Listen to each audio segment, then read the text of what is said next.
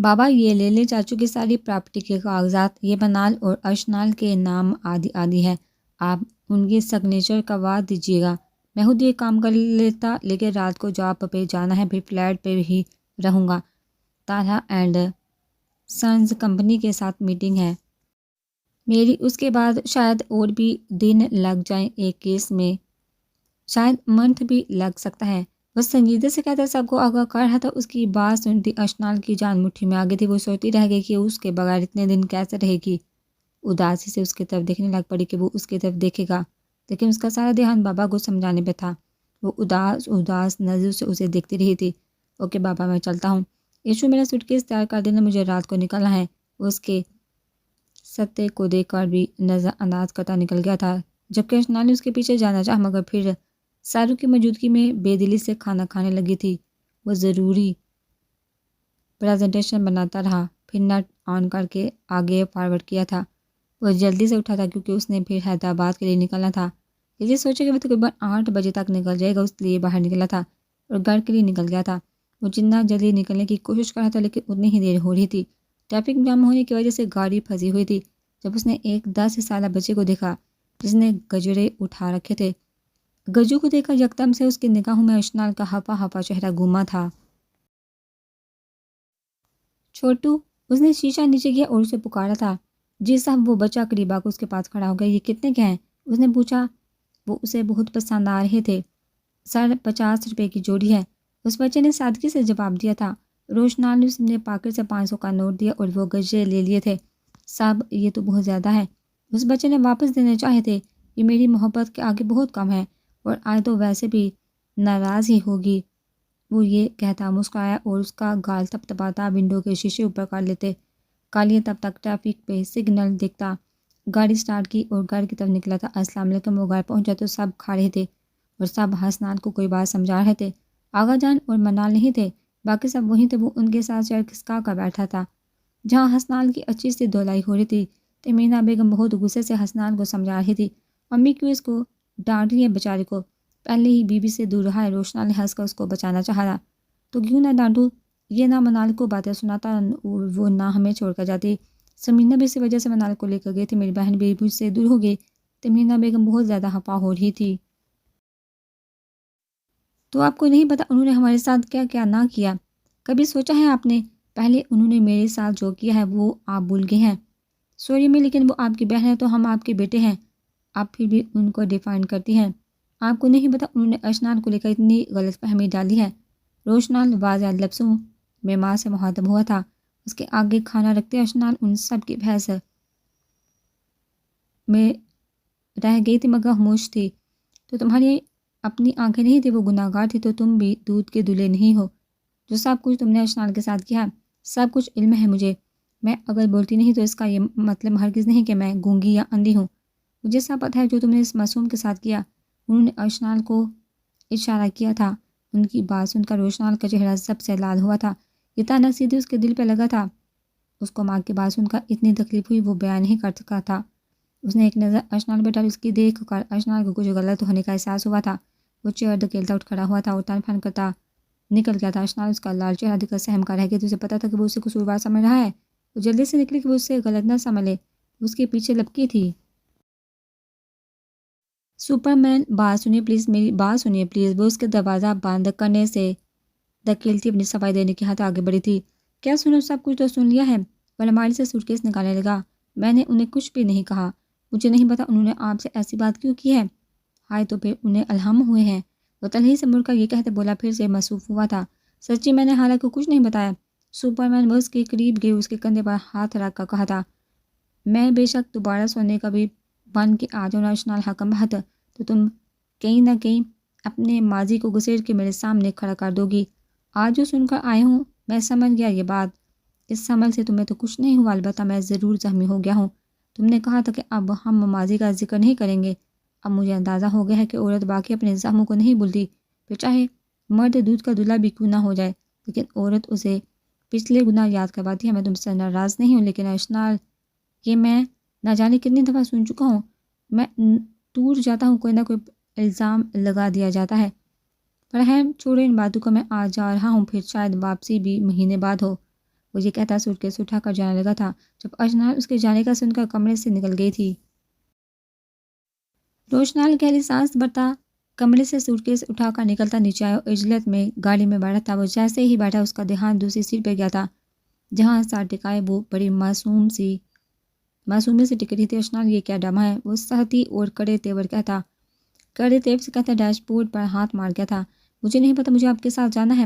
وہ ضدی ہو گئی تھی جیسے اس کے تاثر سے کوئی فرق نہ پڑتا ہو۔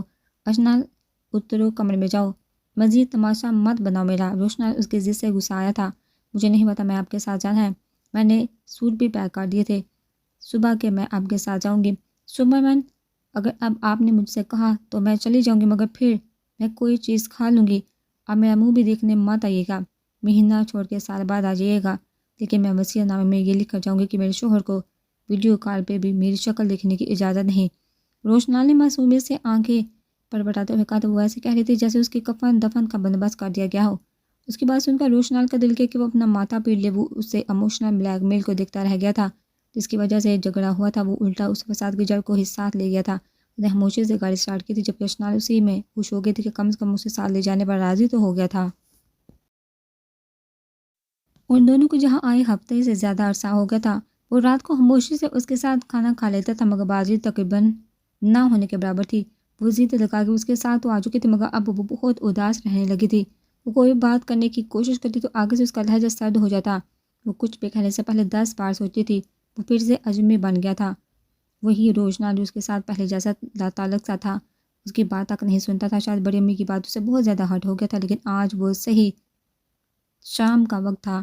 اشنال کو اس کا بہت زیادہ انتظار تھا کہ وہ آج اسے ہر حال میں منائے گی۔ ناراضگی ہوتی ہے مگر اتنی بھی کیا ناراضگی کہ وہ اس کی بات سننے تک کو روادار نہیں تھا۔ آج سارا آئی ہوئی تھی اس سے تو جیسے ہی پتہ چلا وہ پہنچ گئی تھی ملنے کے لیے۔ وہ اشنال کا دماغ ٹھکانے کے لیے آئی تھی کہ وہ خود کیوں نہیں اسے ملنے آئی۔ اشنال اس کو ڈنر پر بلانے کا سوچ رہی لیکن سارا نے خود اسے انوائٹ کیا تھا۔ وہ اپنے ہسبینڈ اسعد کے ساتھ آئی اور وہ خصوصاً روشنال کو بھی کہہ کر گئی تھی، اور روشنال آفس جانے سے پہلے کہہ دیا تھا کہ تیار رہنا، ہم شام تک چلیں گے۔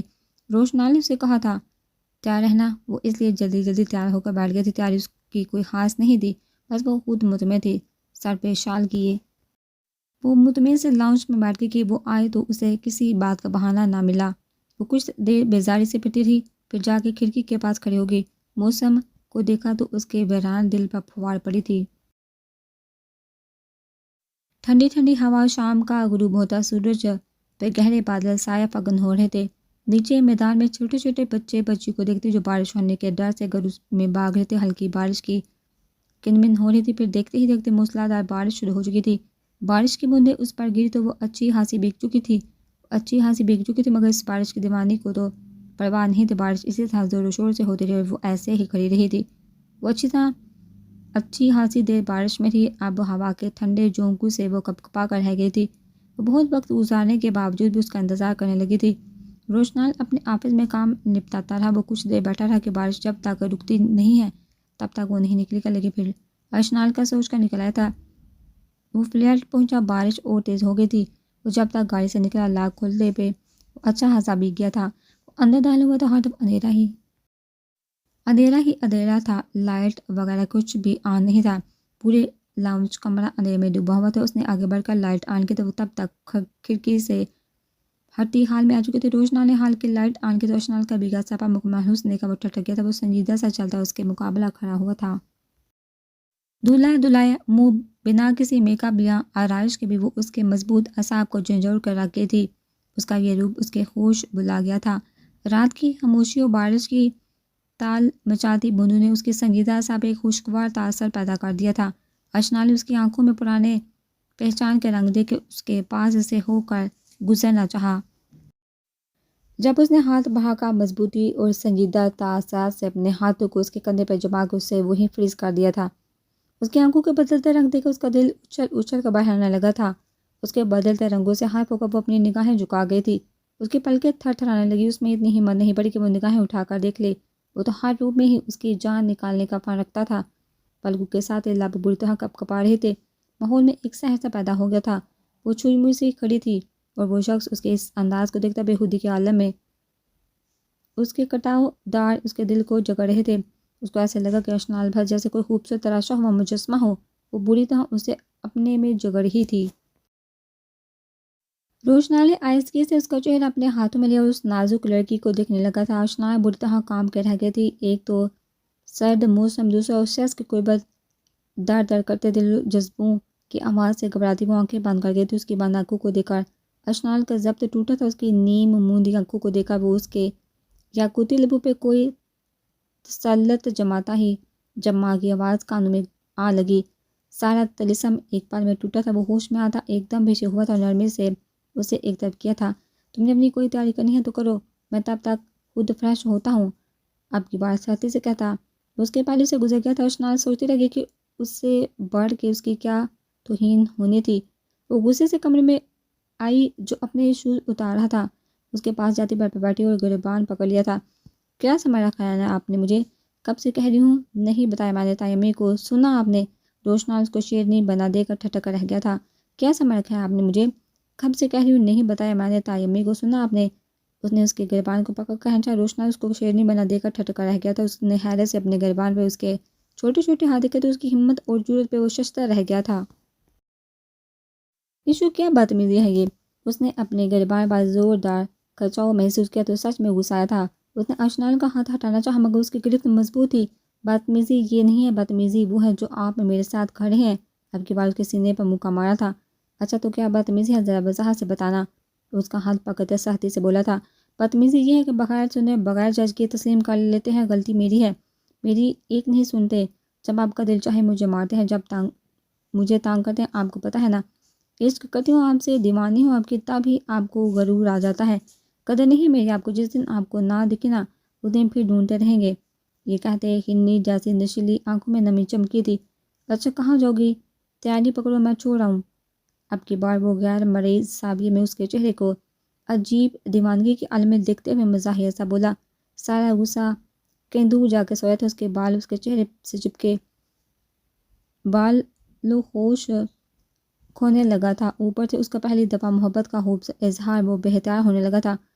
تیاری کیوں پکڑوں، میں کدھر جا رہی ہوں؟ اس کی نشیلی آنکھیں مزید پھیل گئی تھی۔